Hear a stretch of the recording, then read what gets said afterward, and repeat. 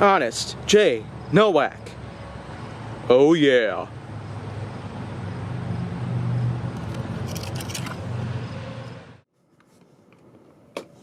A pleasure to meet y'all at last, and welcome back to Honest J. Nowak, because after all, if you're not very familiar with this, then well, let me break it down to you. This is a mouse pad. This is a computer mouse.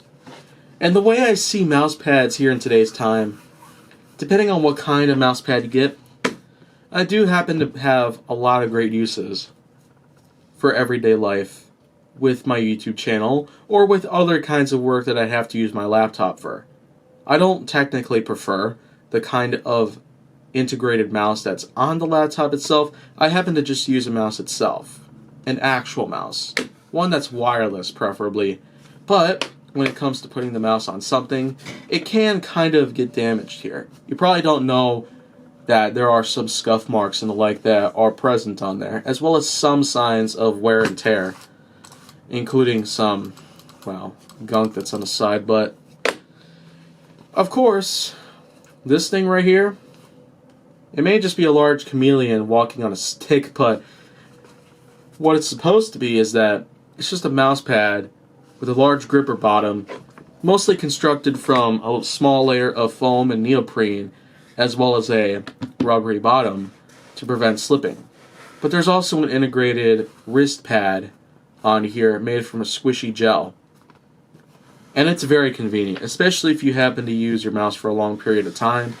Then this pad right here is going to help with that kind of problem at all costs. So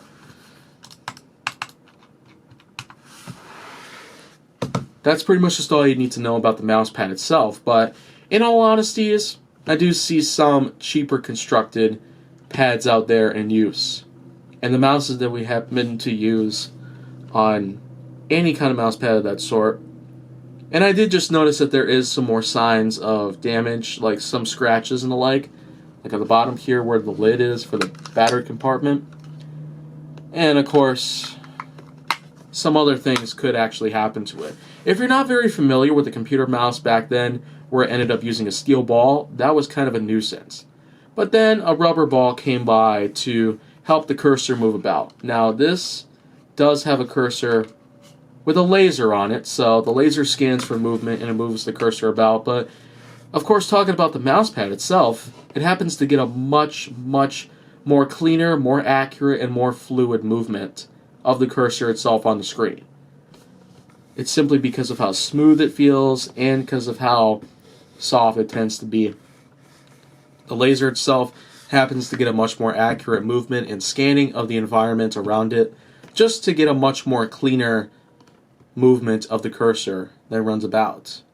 And the cursor itself, it can be affected by certain terrains or other types of environments that the laser happens to be placed upon. Like if the laser were put on just a plain wooden desktop, then depending on how the grain of the wood itself is, depending on how rough or how smooth it feels, it can affect the laser scanning it, and it can affect the movement of the cursor. It can move a little jittery, it can move a little squiggly or something, but either way, get yourself a mouse pad if you don't already have one.